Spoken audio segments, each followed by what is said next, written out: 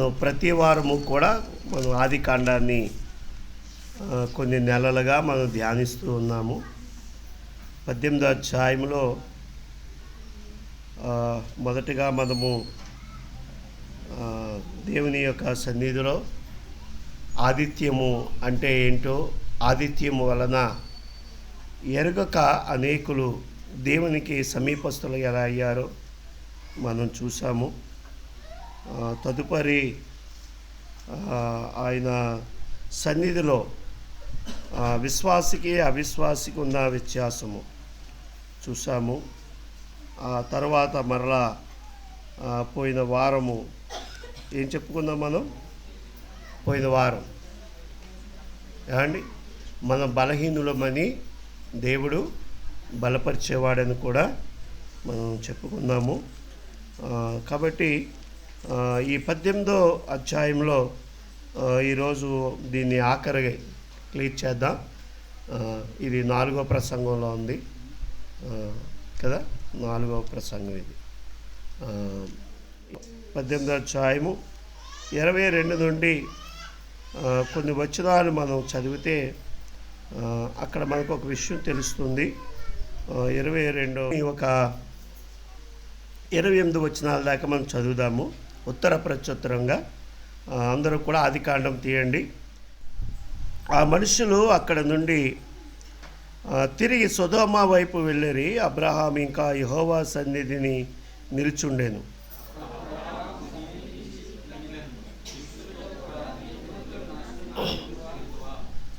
ఆ పట్టణంలో ఒకవేళ 50 మంది నీతిమంతులు ఉన్న ఎడల దానిలోనున్న 50 మంది నీతిమంతుల నిమిత్తము ఆ స్థలమును నాశనము చేయక కాయవా?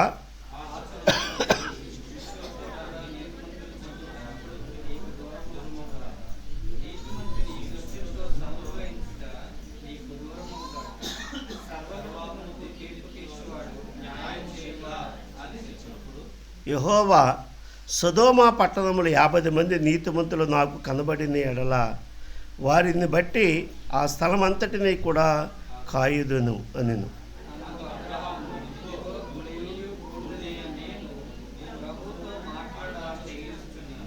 ఈ 50 మంది నీతిమంతులు ఒకవేళ 5 తక్కువైతే ఆ 5 తక్కువైనందున ఆ పట్టణమంతా నాశనం చేయదువా అని మరలా అడిగాను. అందుకు ఆయన అక్కడ 45 నాకు కనబడిన ఎడల నాశనము చేయనెను.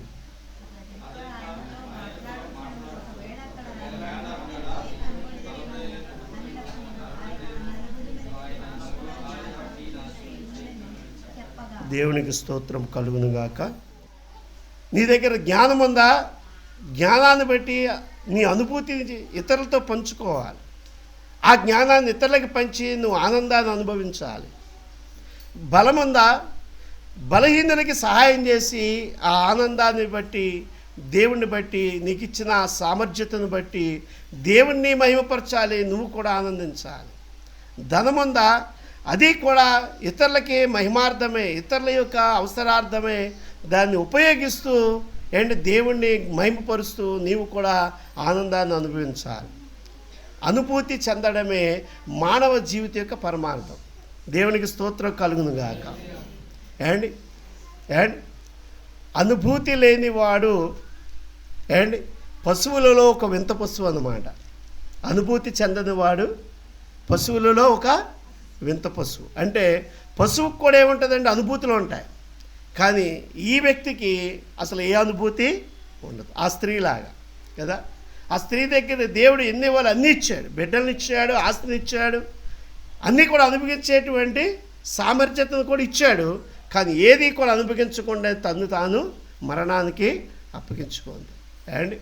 కాబట్టి ప్రియులారా, కొద్దిమందికి మరి అంటారు కదా, పుట్టుకలోంచి వచ్చింది పుల్లలో పెట్టినా పోదరా బాబు.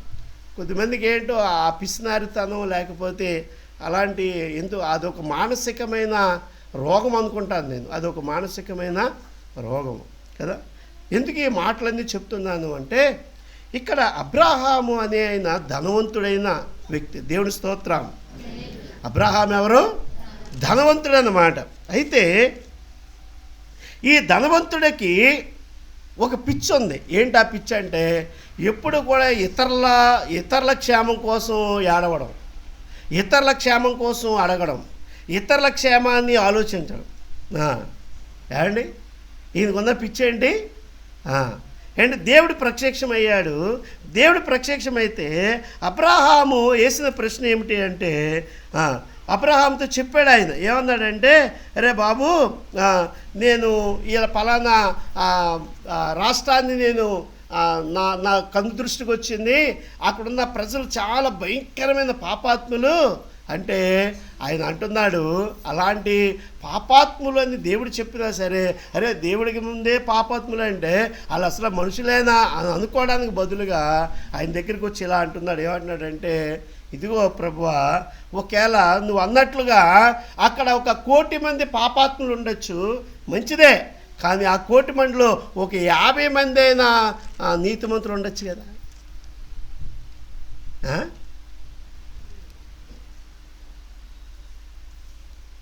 అబ్రహాము నిన్న ఒక బ్రదర్ అంటున్నాడు, బైబిల్ గ్రంథంలో అబ్రహాము కంటే మించిన ఆశీర్వదించబడిన వ్యక్తి మరొకరు లేరు అంటే లేరు, అంతే. దేవుని స్తోత్రం కలుగును కాదు. ఏమండి, ఆయనకి ఎందుకు వచ్చింది గొడవ? ఏమండి, 318 మంది సోల్జర్స్ అంటే బాడీ గార్డ్స్. అబ్రహాంకి ఎంతమంది బాడీ గార్డ్స్? 318 మంది బాడీ గార్డ్స్. ఆయన నడుస్తూ ఉంటే ఆయన ముందు నడుస్తారు. ఏమండి, అంత గొప్ప ధనవంతుడు ఒకడు గొడవ ఆయనకి ఎందుకు? ఏమండి, హ్యాపీగా ఎంజాయ్ చేస్తూ ఉన్నాడు. ఏమండి, దేవుడు అనుకున్నవన్నీ కూడా వరాలు ఇస్తూ ఉన్నాడు. కానీ ఈయనకు ఒక బాధ, తన హృదయంలో ఉన్న భారము, తన హృదయంలో ఉన్న బాధ్యత ఏమిటి అంటే ఒక మనిషి దేవుడు స్నేహితుడు ఎలా అవుతాడు అంటే మనం ఇచ్చేసండి. ఒకసారి ఒక ధనవంతుడు యేసుప్రభు దగ్గరకు వచ్చాడు. యేసుప్రభు దగ్గరకు వచ్చి ఇలా అన్నాడు, నేను నిత్యజీవం పొందాలంటే నేను ఏమి చెయ్యాలి అన్నాడు. అప్పుడు ప్రభు ఏం చెప్పారు? మార్కు సువార్త 10వ అధ్యాయం. ఆయన బయలుదేరి మార్గంలో పోవచ్చుండగా ఒకడు పరిగెత్తుకుని వచ్చి ఆయన ఎదుట మోకాళ్ళుని, సద్బోధకుడా, నిత్య జీవముకు వారసుడు నేనేమి చేయవలను? నిత్య జీవము వారసు అంటే నీతిమంతుడిగా నీ ముందు నిలవడానికి నేనేం చేయాలి? అది నీతిమంతుడిగా నీ ముందు నేను నిలవాలంటే నేనేం చేయాలి అంటే ఆయన అన్నాడు, అరే బాబు, మంచి ప్రశ్న వేసేవారు. అసలు చానాలు బట్టి సంవత్సరాన్ని తిరుగుతున్నాను కానీ ఎవడు ఎలాంటి ప్రశ్న అడగలేదు. ఎంత మంచి ప్రశ్న వేసేవారు అబ్బాయి. నీకు నీతిమంతులు ఎడలా, నిత్యజీవం ఎడలా నీకు ఎంత గొప్ప ఆసక్తి ఉందిరా అబ్బాయి అనుకుంటూ ఆయన సరదా పడిపోయి, సరే అయితే నీకు తెలీదా, అయితే నేను చెప్తాను నేను అని. మరి నరహత్య చేయవద్దు, వ్యభిచరింపవద్దు, దొంగలింపవద్దు, ఇవన్నీ నీకు తెలుసు అంటే ఇవన్నీ నాకు తెలుసు. నీ తల్లిదండ్రులను ప్రేమించాలి, దాన ధర్మాలు చేయాలి, బీదలని మరి చేర్చుకోవాలంటే, ఓ ఏంటే బాబు నువ్వు అసలు ఇంత వెనక పడిపోయావేంటి, అసలు నీకు అప్డేట్స్ లేవా ఏంటి అన్నట్టుగా ఇవన్నీ నేను ఎప్పటి నుంచి చేస్తున్నాను ఇప్పుడు చెప్తున్నావా? ఇప్పుడు నా వయసు 30 ఏళ్ళు, ఇప్పుడు చెప్తున్నావా? నేను ఎప్పుడు నుంచి చేస్తున్నాను? ఇవి 12 ఏళ్ళ వయసు నుంచి చేస్తున్నాను, నువ్వు ఇప్పుడు చెప్తున్నావు వచ్చి అంటే ఎంత అప్డేట్లో ఉన్నాడు ఈయన కదా. కానీ ఏ విషయంలో అప్డేట్ లేదంటే ఆయనకి దేవుని మాటకి లోబడే విషయంలో అప్డేటు అండి. చాలామంది ఇప్పుడు నీ ₹1,00,000 కంటే లక్షణముగా దేవుని మాటకి లోబడే లక్షణం నీ దగ్గర ఉందా?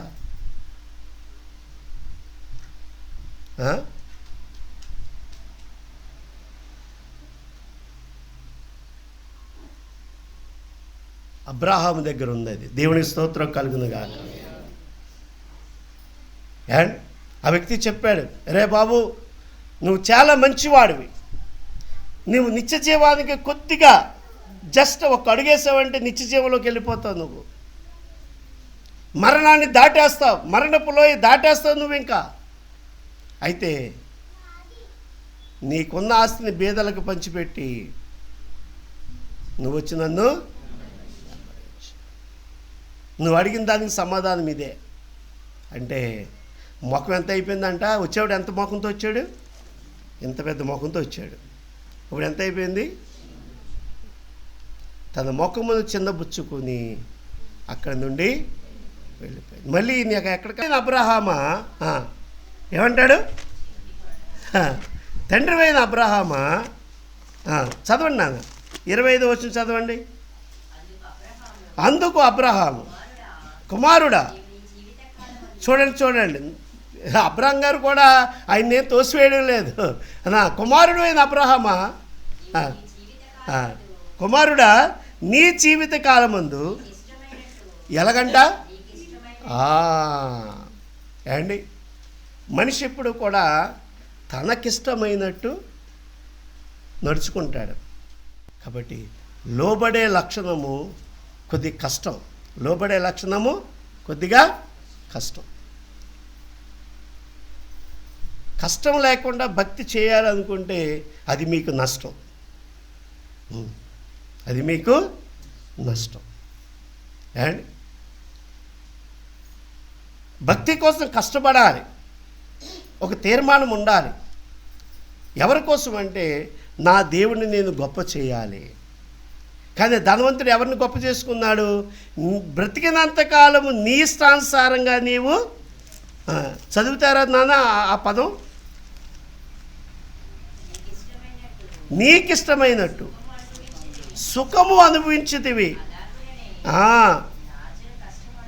లాజరు ఏమనిపించాడంట, కష్టం అనుభవించాడు. ఏమండి, ధనవంతుడు ఏమనిపించాడు, తనకి ఇష్టానుసారం, తన ఇష్టం అన్నమాట. చర్చికి ఇష్టమైతే వస్తాం, కష్టమైతే మానేస్తాం, ఇష్టమైతే లోబడతాం, కష్టమైతే మానేస్తాం, ఇష్టమైతే కానుకిస్తాం, కష్టమైతే మానేస్తాం, ఇష్టమైతే మాట్లాడతాం, కష్టమైతే మాట్లాడడం. మన ఇష్టం అది. ఏమండి, కానీ లాజరు కష్టం అనుభవించాడంట. దేవునికి స్తోత్రం కలుగును గాక. లాజరు ఏమనిపించాడు, కష్టం అనుభవించాడంట. కాబట్టి వాడు ఇక్కడ ఆదరణ ఎక్కడ, ప్రభు సన్నిధిలో ఆదరణ. ఏమండి, అందుకని యోబు భక్తులు అంటాడండి, నరుని దినములు యుద్ధ దినములు. ఏ దినాలంటివి, నరుని దినాలేంటి, ప్రతిరోజు పోరాడాలి అపవాదితోటి. ప్రతిరోజు మనకు పోరాటం ఉంది. విశ్వాస నావలో మనం కొనసాగించాలి అంటే తుఫానులతో పోరాటం ఉంది, సుడిగుండాలతో పోరాటం ఉంది. ఆ నావ ముందుకెళ్ళాలంటే కష్టపడాలి. మనం కష్టపడకపోతే ఆ నావలో, ఆ సుడిగుండంలో మనం మునిగిపోతాం. మనం పోరాటం చేయాలి. కాబట్టి ఇక్కడ ఏమండి, ఎవరితో పోరాడుతున్నాడంటే దేవునితోటే పోరాడుతున్నాడు అబ్రహాం. ఎవరితోటి, దేవునితోటే. ప్రభువా 50 మంది, ఆ 1,000,000 మందిని నువ్వు ఒకేలా అగ్నితో కాల్చో కనుక ఒక 50 మంది ఉంటే అంటే ప్రభు ఒక్కొక్క అడుగు ముందుకేసి, ఒరే బాబు నువ్వు 50 మందిని అడుగుతున్నావా, నేనంటాను 1,50,00,000 మందిని కూడా నేను ఇడిచిపెట్టేస్తున్నా 50 మందిని బట్టి. దేవుని స్తోత్రం కలుగునగాక. ఏండి, ప్రేమస్వరూపి అండి దేవుడు. ఎవరండి, ప్రేమస్వరూపి. 50 మంది నీతిమంతులు అక్కడ ఉంటే 50 + 1,50 మందిని కూడా విడిచిపెట్టేస్తాను నేను. నువ్వు 50 మందినే ప్రేమిస్తున్నావేమో, నా ప్రేమ ఎంత ఘోర పాపినైనా రమ్మని పిలిచే రక్షణ భాగ్యము నీకై. ఏండి, ఆయన ప్రేమ ఎంత ఘోర పాపినైనా, ఏమండి, ఆయన ప్రేమించే ప్రేమండి. ఆయన ప్రేమించే ప్రేమండి. ఏమండి, మనుషులు పైరూపం చూస్తారు, కానీ యేసయ్య మన లోపల ఉన్న దుఃఖాన్ని చూస్తున్నాడు, మన లోపల ఉన్న వ్యాధాన్ని చూస్తున్నాడు ఆయన. ఏమండి, ఇక్కడ అబ్రహామా నువ్వు చాలా మంచి వ్యక్తివయ్యా, మంచి కన్నీళ్ళతో నువ్వు ప్రార్థన చేస్తున్నావు కదా, కన్నీటి ప్రార్థన. ఇందాక ఆ సహోదరి పాట పాడుతూ ఉంటే ఆ పాటని ఏమండి రాత్రినే పాడుకున్నాను. ఇంతకీ నా పాట ఏమండి, ఆ పాటని రాత్రినే పాడుకున్నాను. రాత్రి 11 గంటలకే 11:30కో ఈ పాటని పాడుకున్నాను నేను. ఏమండి ఇందులో డౌన్లోడ్ చేసుకున్నాను ఆ పాటని నేను. ఏమండి ఆ పాట వినగానే నాకు ఎంతో ఏమండి ప్రాణం లేచి వచ్చినట్టు అయింది. ఏంటయ్యా అంటే, నా పేరే తెలియని ప్రజలు ఎందరో ఉన్నారు, నా ప్రేమను వారికి ప్రకటింప కొందరే ఉన్నారు. ఎవరైనా మీలో ఒకరైనా వెళతారా, నా ప్రేమను చెబుతారా. ఏమండి అబ్రాహాము ఏమండి ఆయన ప్రేమను చెప్పడానికి, ఆయన ప్రేమను ప్రకటించడానికి కదా పిల్లారా. ఆనాడు అబ్రహాముని కోరుకున్న దేవుడు ఈరోజు మనల్ని కూడా కోరుకున్న దేవుడు.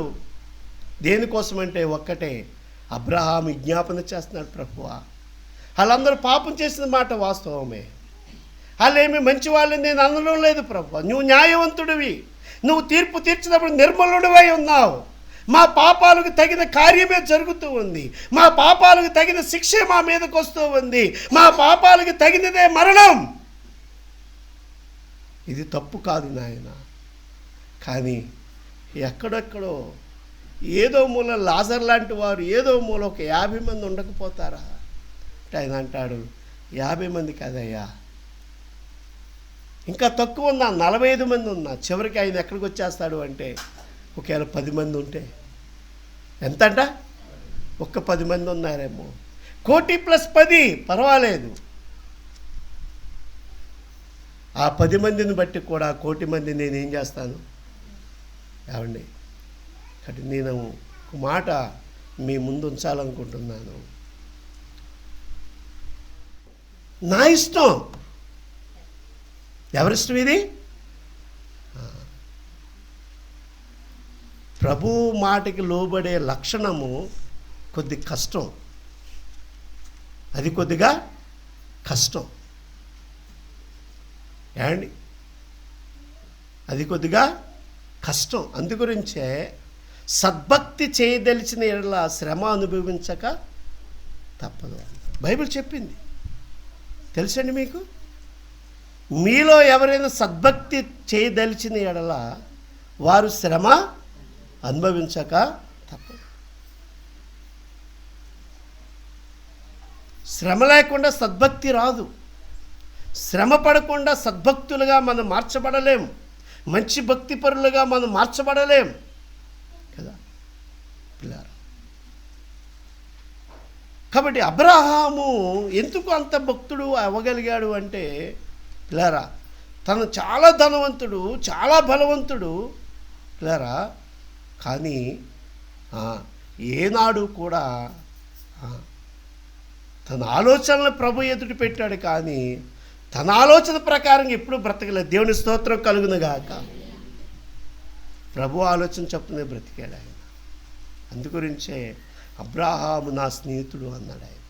ఏమన్నాడు? అబ్రహాముతో చెప్పకుండా నేను ఈ పని ఎలా చేస్తాను ఏమండి. ఏ భార్య తన భర్త ఆడితో చెప్పేదా ఉందే, గొట్టంగాడు వాళ్ళు చెప్పాలేంటి ఏమండి. బైబిల్లో మాట అది. వస్తే ఏమంది రాజుతోటి? రాజు ఏమన్నాడు? నువ్వు రా, సమాజంలోకి రా, నువ్వు సమాజంలోకి వచ్చి నా నా నా నా గౌరవాన్ని నిలవబెట్టు అన్నప్పుడు భర్త మాట భార్య నువ్వు చెప్పేవాళ్ళే నేను నాలే. ఎంత కోపం వస్తుందో రాజుకి కదా. మాటకి లోబడే లక్షణం. అప్పుడు ఒక శాసనం వచ్చింది. ఇది ప్రపంచానికే పెద్ద ప్రమాదకరమైనటువంటి తలంపు ఇది.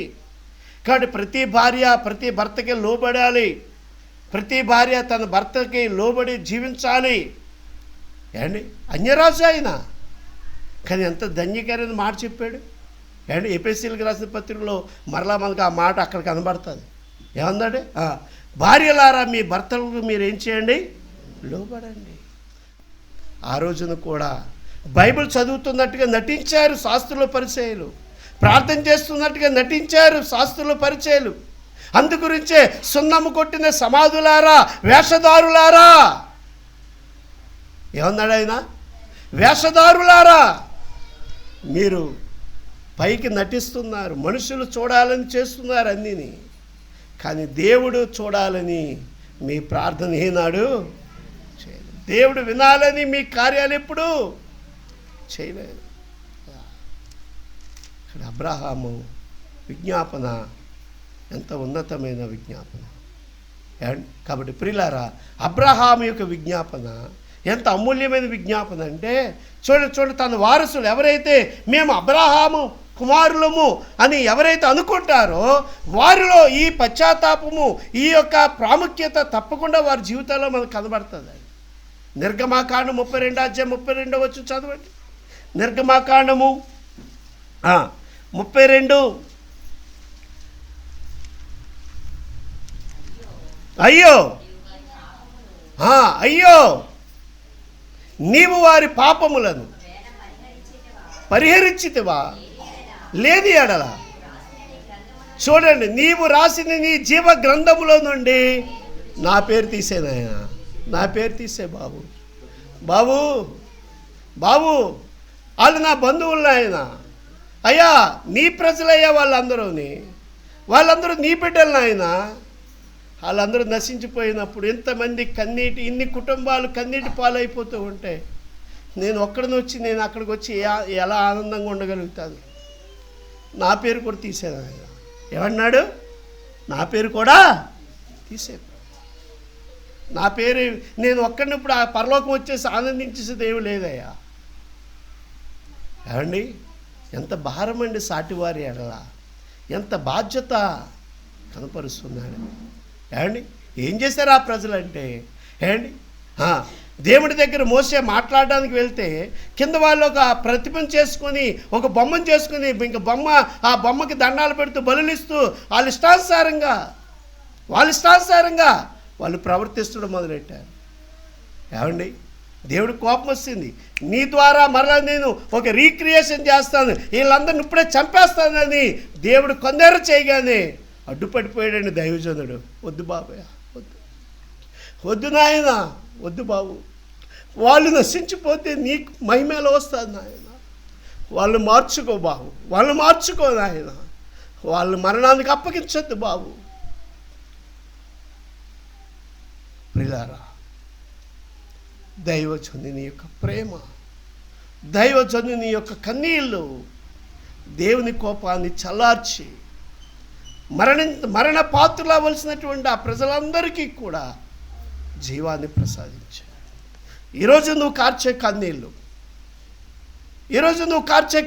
నువ్వు చేసే ప్రార్థన ఎంతమందికి జీవాన్ని ఇస్తూ ఉందో, ఎంతమందిని భద్రపరుస్తూ ఉందో, ఎంతమందిని కాపాడుతూ ఉందో ప్రియులారా. ఏమండి? 22వ అధ్యాయం ఎహెజ్కేలు గ్రంథములో 22వ అధ్యాయం ఎహెజ్కేలు గ్రంథములో 22:30 ఎహెజ్కేలు గ్రంథం 22:30 చాలా మంచి మాట. ఇదిగో నేను దేశమును పాడు చేయకుండానట్లుగా ప్రాకారములు దిట్టపరచుటకును, చూడండి ఏంటంటే బద్దలైన సందులో నిలుచుటకును తగిన వాడెవడని నేను ఎంత విచారించినను ఒక్కడైనను కనబడలేదంట. ప్రియులారా, ఈ రోజున మన చుట్టూ ఎంతోమంది నశించిపోతూ ఉన్నారు, నిత్యనాశ జోగుతూ ఉన్నారు. దేవుడు ఎలాగైనా ఒక్కడైనా ప్రార్థన చేస్తే, ఒక్కడైనా నా మాటను వారికి చెప్పితే, ఒక్కడైనా కన్నీరు కార్చి ఉపవాసం ఉండి వారి కోసం నిరీక్షిస్తే వారిని బట్టి వాళ్ళందరినీ కాపాడాలని, ఆ దేశాన్ని పాడు చేయకుండా నేను కాపాడాలని ఆశపడుతూ ఉన్నా. ఏమండి? అందుకనే వెళతారా మీలో ఒకరైనా, అండి చెబుతారా, నా ప్రేమను చెబుతారా, నా పేరే తెలియని ప్రజలు ఎందరో ఉన్నారు, నా ప్రేమను వారికి ప్రకటింప కొందరే ఉన్నారు కదా. ఈ రోజున ఏదో పాస్టర్ గారు సేవ చేస్తున్నారు, లేకపోతే వాళ్ళెవలేదు సువార్త ప్రకటిస్తున్నారు, లేకపోతే వాళ్ళెవరు ఏదో సేవ చేస్తున్నారు కాదు. అవి కాదు నువ్వు చూడవలసింది.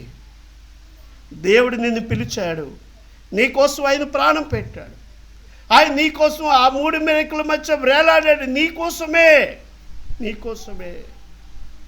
నిన్ను ప్రేమించి ఆయన ప్రాణం పెట్టాడు. ఆయన దానికి ప్రతిగా నీ నుంచి కోరేది ఒక్కటే. ఆయన నిన్ను వెతికి ఎందుకు రక్షించాడు అంటే ఒక్కటే, ఇదిగో బండ సందులో నిలవబడి వారికి ఆ దేశము పాడైపోకుండానట్లు, ఆ గ్రామం పాడైపోకుండానట్లుగా, ఆ ప్రజలు నిత్యనాశనానికి వెళ్ళిపోకుండా ఉండునట్లుగా ఒక విజ్ఞాపనకర్త కావాలి, ఒక ప్రార్థించే వ్యక్తి కావాలి, ఒక ప్రకటించే వ్యక్తి కావాలి. ఆ యేసు ప్రేమను చెప్పగలిగిన వ్యక్తి ఒక వ్యక్తి కావాలి ఆయనకి. ఆ పని అబ్రహాం చేస్తూ ఉన్నాడు. అందుకే యేసు ప్రభు, మీరు అబ్రహాము పిల్లలైతే అబ్రహాము యొక్క క్రియలు ఏవి? అబ్రహాము యొక్క క్రియలు ఏవి? అబ్రహాము యొక్క విశ్వాసం ఏది? అబ్రహాము యొక్క ప్రార్థన ఏది? అబ్రహాము యొక్క సమర్పణ ఏది? అబ్రహాముని దీవించిన దేవా మమ్మల్ని దీవించు అని అడిగే మన నోటికి దానికి ముందుగా, దేవా అబ్రహాము నాయన ఆ తరములో అయ్యో నీ కొరకు ఎలాగైతే శ్రమించాడో అంతగా మించి శ్రమించడానికి నేను సిద్ధంగా ఉన్నాను ప్రభువా, ప్రకటించడానికి నేను సిద్ధంగా ఉన్నాను ప్రభువా అని ప్రభుతో మనం చెప్పగలుగుతామా? పౌలు అంటాడు, ప్రియులారా, రోమీయులకు రాసిన పత్రిక 9వ అధ్యాయం ఏమండి మొదటి 3 వచనాలు ఆయన అంటాడు. చాలా అమూల్యమైన మాట చెప్తాడు ఆయన. ఏమంటాడంటే, ప్రియులారా చూడండి, నాకు బహు దుఃఖమును, నా హృదయములో మానని వేదనయు కలవు, క్రీస్తునందు నిజమే చెప్పుచున్నాను, అబద్ధమాడుట లేదు, పరిశుద్ధాత్మయందు నా మనస్సాక్షి నాతో కూడా సాక్ష్యం ఇచ్చుచుండగా, సాధ్యమైన ఎడల చూడండి దేహ సంబంధులైన నా సహోదరుల కొరకు నేను క్రీస్తు నుండి వేరైపోయి శాపగ్రస్తుడిగా అయిపోతాను.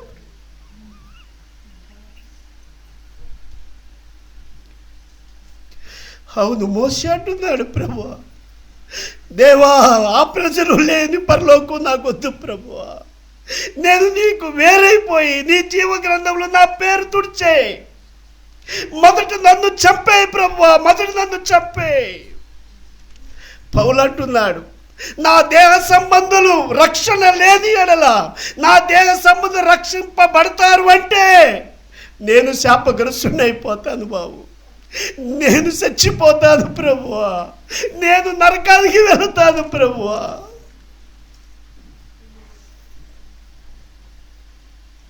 అర్థమవుతుందా? నా సహోదరి సహోదరుడా, యేసుక్రీస్తు ప్రభువుని నమ్ముకోవడం అంటే కేవలము ఆదివారం నాడు చర్చికి రావడం కాదు, ఆదివారం నాడు చప్పట్లు కొట్టి పాటలు పాడడం కాదు. ఆయన పేరు తెలియని ప్రజలు, నశించిపోతున్న ప్రజలు, నాశనానికి జోగుతున్న ప్రజలు, నిత్య నాశనానికి దిగిపోతున్న ప్రజల ఎడల భారము కలిగి, బాధ్యత కలిగి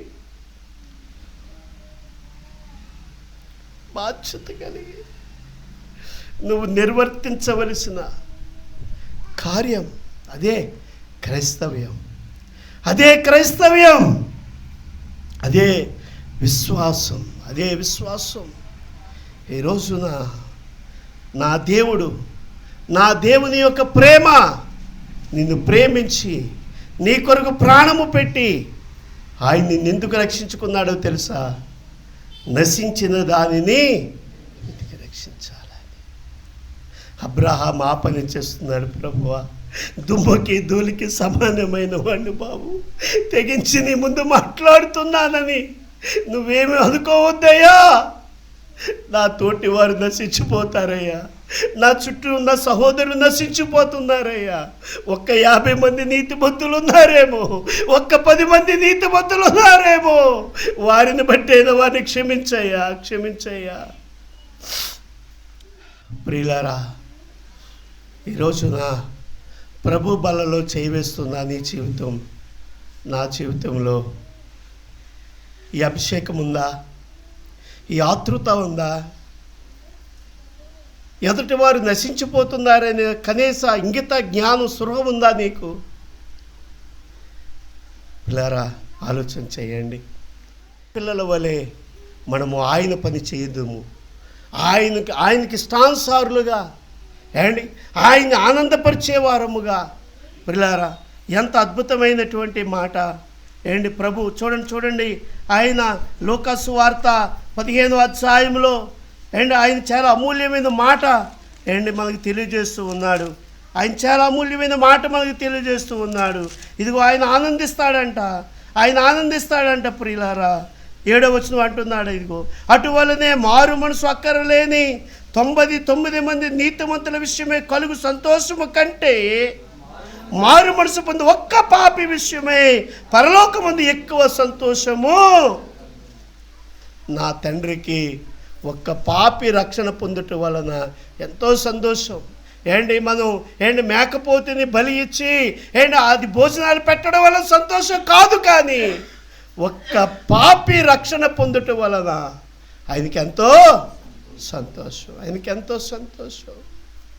కాబట్టి మిలియన్ కోట్ల ప్రజల పరిశుద్ధుల సమూహములో ఆ రోజు పేరు పెట్టి నన్ను పిలుస్తూ ఉంటే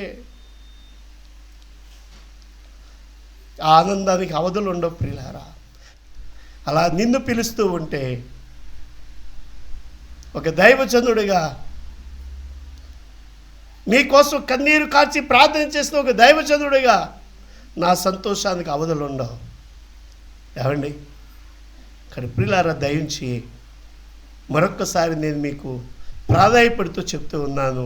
ప్రభు పని చేద్దాం, ప్రభుతో నడుద్దాం, ప్రభు కోసమే బ్రతుకుదామనే ఒక తీర్మానముతో ప్రభు యొక్క బలలో మనం చేయవేద్దాం. కారణం ఏంటంటే ఆయనే చెప్పాడు.